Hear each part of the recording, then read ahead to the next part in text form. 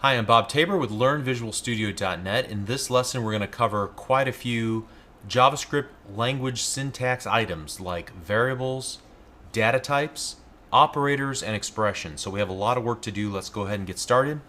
Want to start off with our template. So let's go ahead and open that up. I'm going to right-click it and select Open with Notepad. If you don't see that option, then use one of the techniques that we used earlier, like opening up Notepad first and then dragging the template into Notepad. I have it set up so that I can right-click and select Open with Notepad. That'll be a little bit of a shortcut for me. Feel free to add that shortcut if you like. All right, and so I'm going to change the title.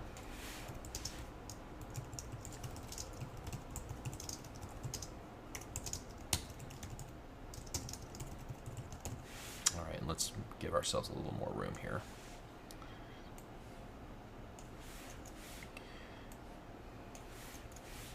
All right, and we're also going to, in our head section, like we did before,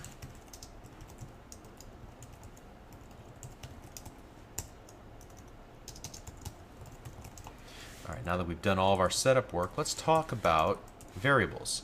And we saw this in the previous video, how we were able to create a variable using the var keyword. So here I'm able to create a bucket in the computer's memory called SomeValue. At this point, SomeValue has nothing inside of it. It's empty. It's undefined. If we want to put something in it, we can do something like this. We use the equal sign operator. That is the assignment operator, so that I can assign a value to my variable that's called SomeValue. Now later on in my program, I can change what's in my bucket, what's in my variable, by reassigning it. Here I'm going to change it to my friend's last name, Jaworski. And then I can read the value out of the bucket by simply referencing it by its name. In this case, I'm going to send to screen an alert SomeValue. Let's save this as, so we don't accidentally overwrite our template. That would be bad. All files. And here we want to do C9 JS05.html. All right, now let's look, double click, and we get a message box that says Jaworski. Great. All right, so let's go ahead and change our code. Now we have a couple of options. I could just completely delete this code and start over from scratch. And that is definitely an approach we took in the first lesson. However, we can also comment out our code by just using 2 forward slashes in a row, like so. When we create code comments, we're basically telling the JavaScript compiler to ignore this line of code. Don't process it, just act like it never existed. Comments also have an added bonus that we can do something like this to remind ourselves of the purpose of a passage of code. First example, second example, and so on. And nothing we type, and we can use any English. We can even put references to web pages and so on in there, and they will be completely ignored by JavaScript and by the HTML5 document object model as it's created. All right. There's also another way. If you have multiple lines of code that you need to comment out, let's go ahead and just get rid of all this for the moment. We can use a multi-line comment, and to do that we use a forward slash and an asterisk that starts the comment out process, and then we want to make sure it lines up so it's visually appealing to us, and it denotes that all of this is commented out. We have to conclude that section with a star forward slash. So to begin the section of commented out code, forward slash star, and then to finish it, star or asterisk forward slash. And now all of this code will be ignored. All right? So that's the 2 ways that we can comment out code. Great. Now, for another example, up to this point we just, in one line of code, declared a variable and then later on initialized its value or set its value. But we can do that all in one line of code like so.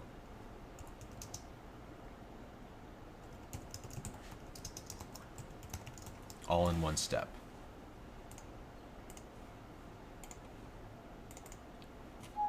And you can see it indeed works.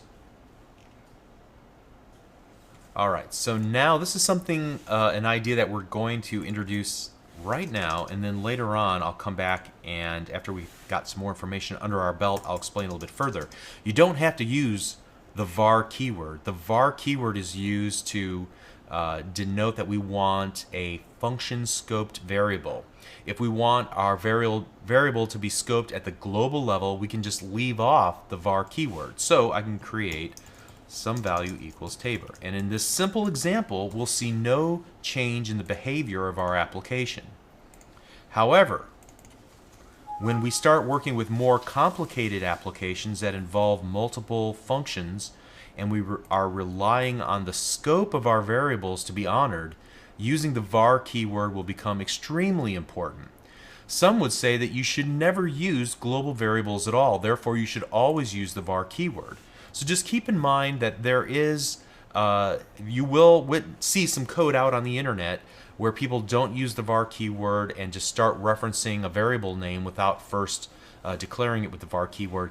That's because they are scoping it, whether they realize it or not, at the global level instead of a function or a local level. All right, we'll talk about that a little bit later once we've got some more information under our belt. For now, always use the keyword var when creating a variable. All right.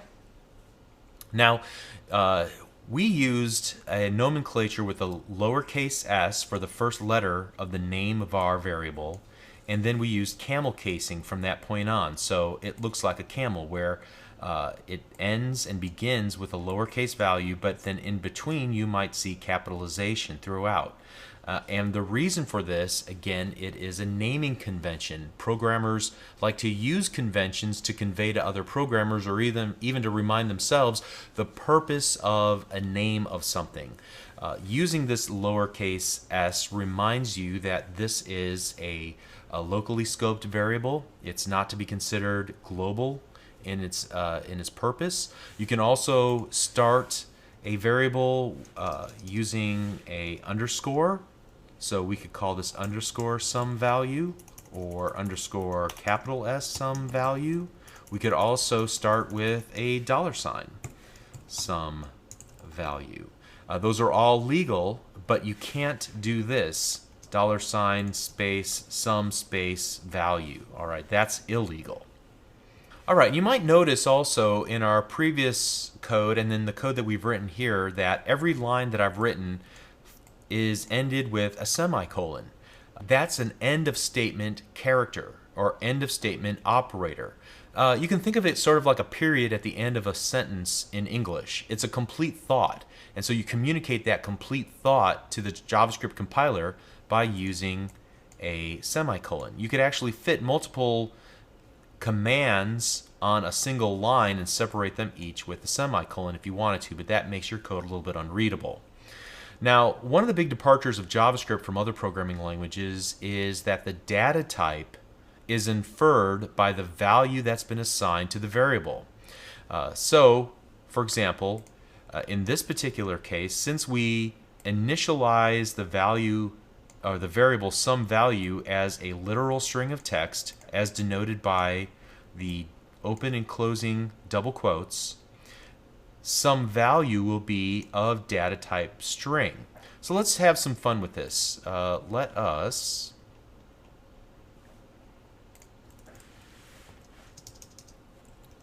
say var my value equals Bob.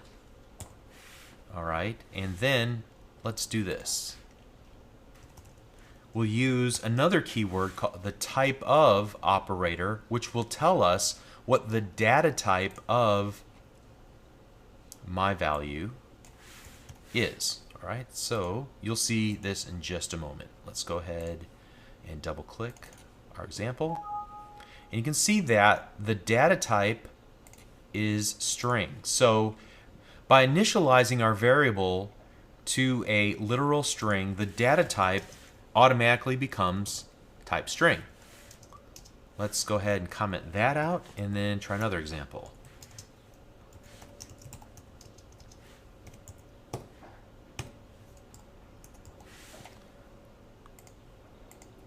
Now let's rerun our application. And the second data type is a data type number. So we now can create strings and numbers. And notice that numbers have no double quotes around them. If we were to add double quotes around them, it's no longer a number data type, it's rather a string data type. And that's probably not what we want. So numbers can be added together, but if we were to try to add strings together, that's called concatenation.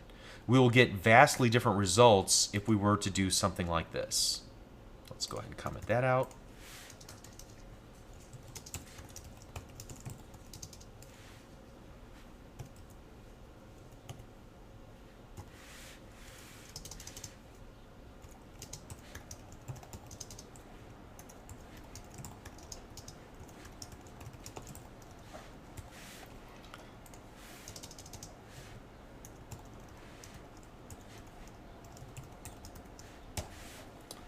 All right, so you can see I'm creating two variables, both of type number, because I don't add double quotes around the values that I'm assigning to the variables, and then I'm adding those two values together using the addition operator, and then I want to display the result in an alert box. So let's go ahead, and you can see that the result is 3.26.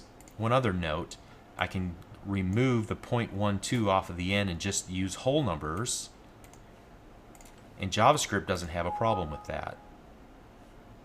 You see some strange rounding situation there, but otherwise no issues. However, if we were to make these into strings by adding double quotes around them, what will the result be? 3.14, 3. The 3 is this value here. So it treats my value and other value as string. It concatenates the two together. It basically just adds the number 3 to the very end of this literal string of characters. All right, so let's comment all that out.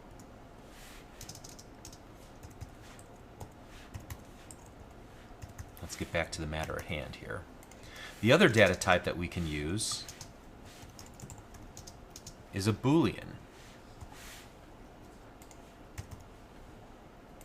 And that's a true or false value.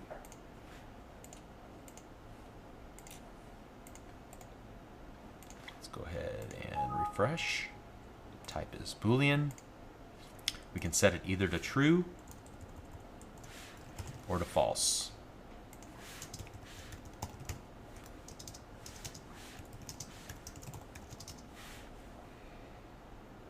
All right, but what if we were to set it to anything at all? What would the data type be if we just declared the variable, but we never assigned it a value? It would be undefined. And undefined is basically a variable that we just simply don't know what the data type is, nor what its value is set to.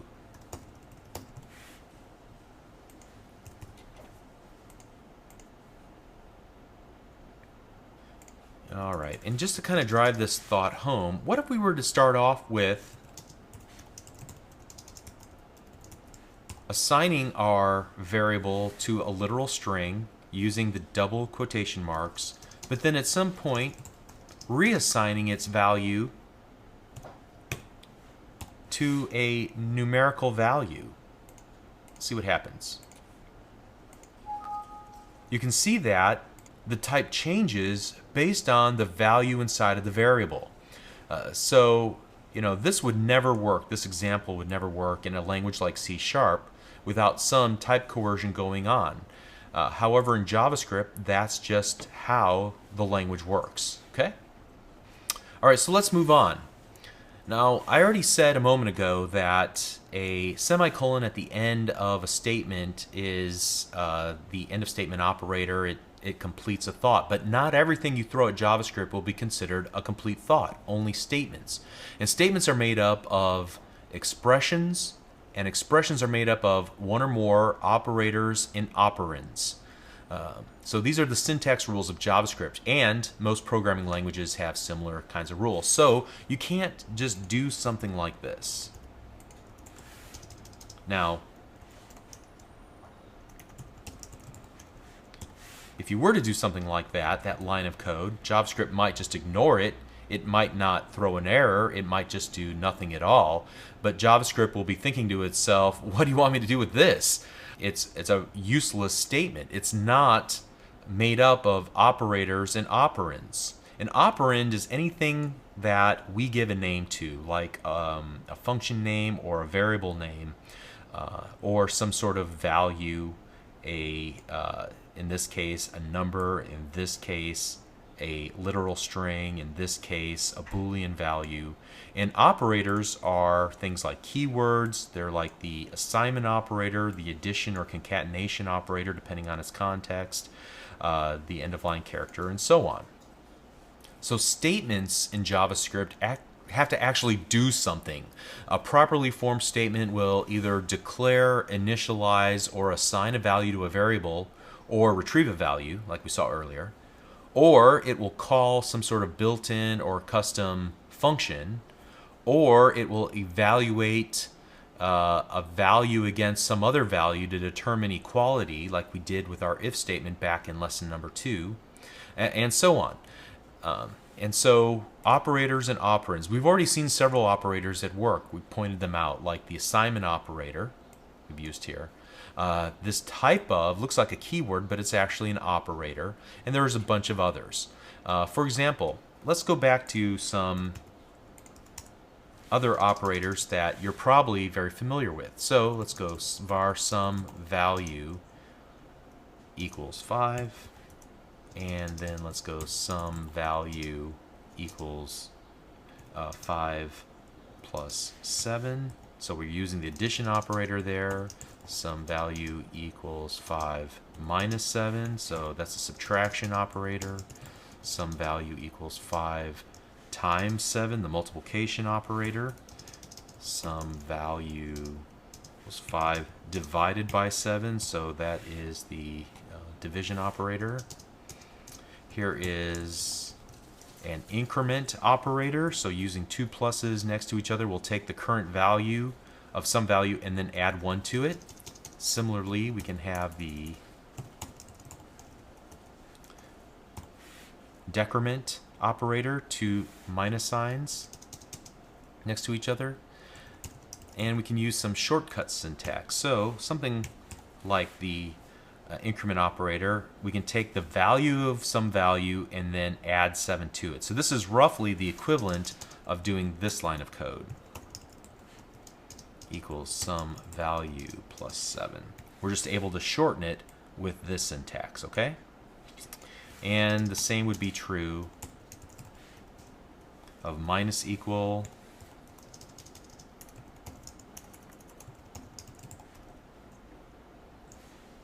times equal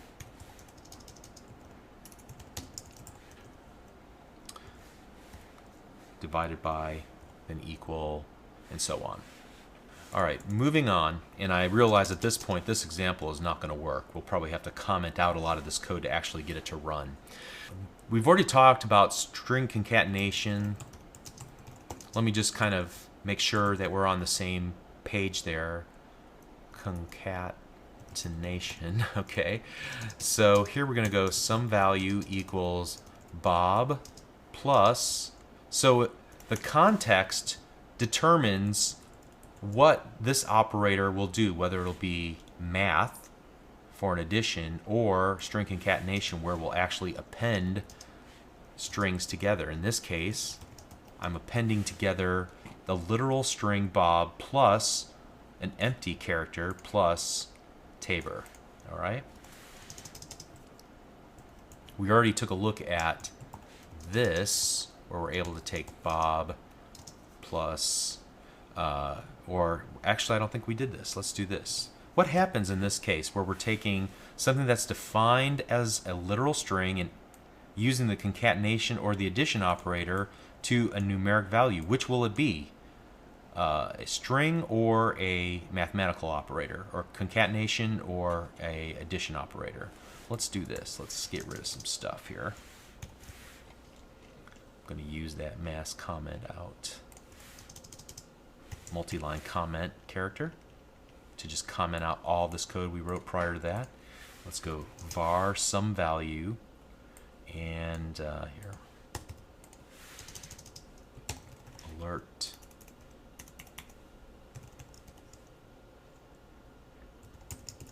some value. Let's see what happens here. And let's refresh. All right, notice what it does. It treats 3.14 as a string and concatenates the two together. So there's some coercion going on to say, well, since we can't add the number Bob to the number 3.14, what we can do is change 3.14 to become a string. Maybe that's what the programmer wanted us to do. And so JavaScript then concatenates, coerces 3.14 into a string, and then appends them together. Okay.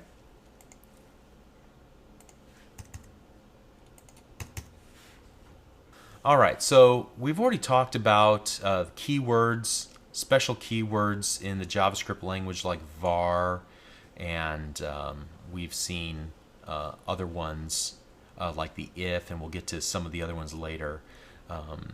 There's also several built-in functions and methods. We've talked about the alert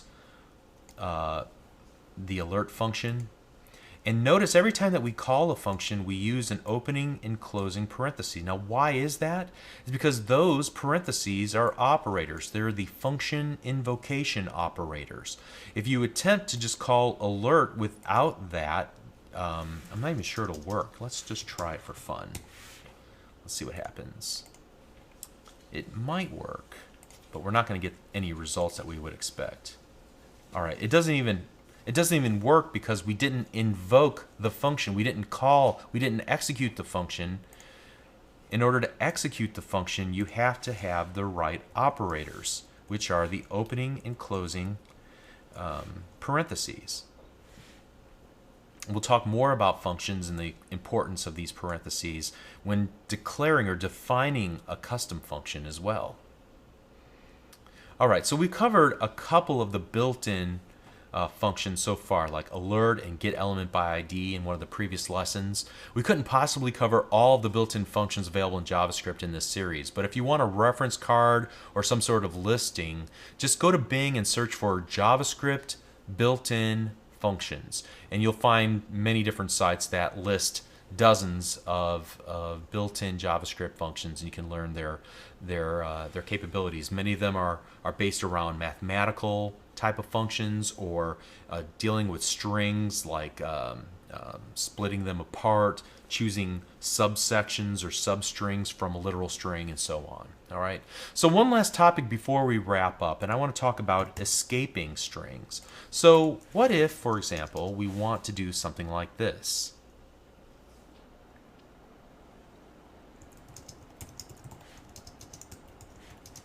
I want to say my so-called life.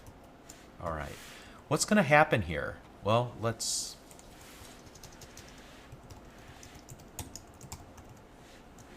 see what happens.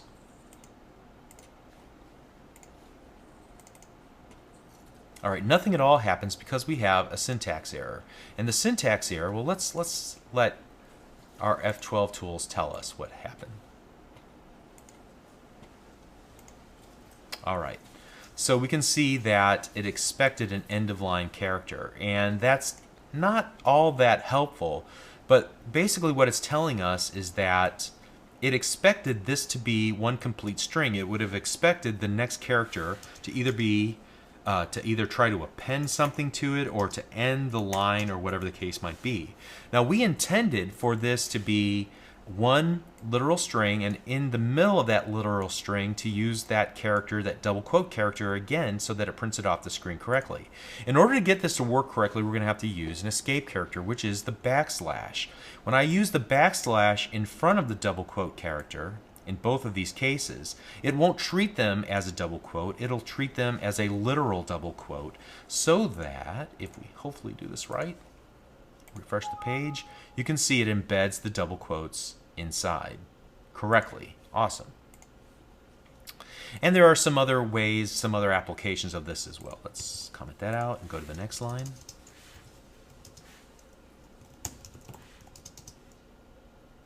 And this time I'm going to create a literal string by using single quotes. Now I recommend that you always use double quotes for literal strings and single quotes whenever you need to pass a value as an argument into a function. Talk more about that later. It doesn't may not mean much to you now, but you can declare a literal string by just using single quote marks. So I could do this. And I'll come back to that in a moment, pretty sure this will work. Let's go ahead and just get this simple example working. And that works. But what if I wanted to add the single quote into this?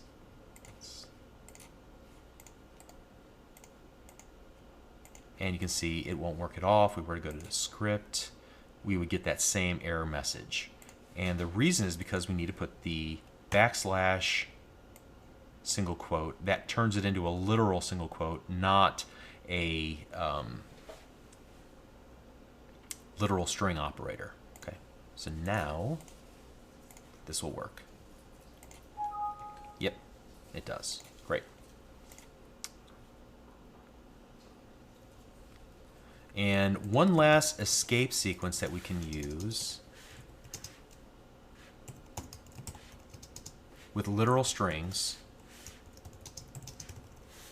is to use the line feed or the return character. So /r or \r is the return character, and that's roughly equivalent to the new line character, so /n.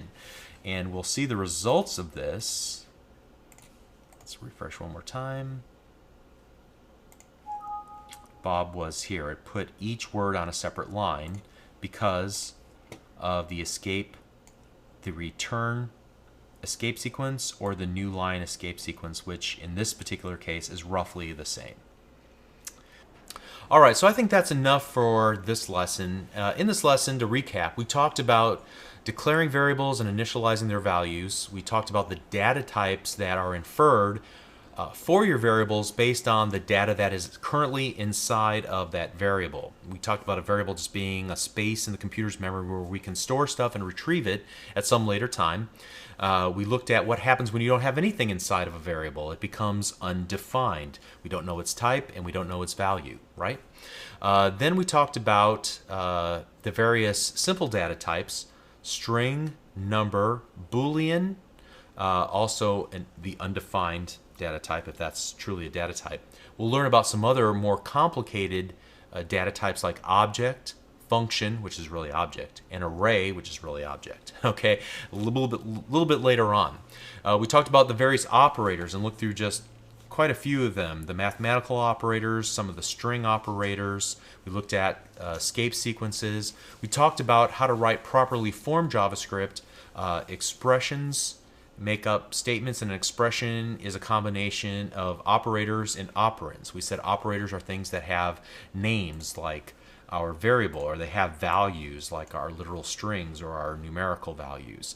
And then the operators are all those other things that we kind of glue those together with.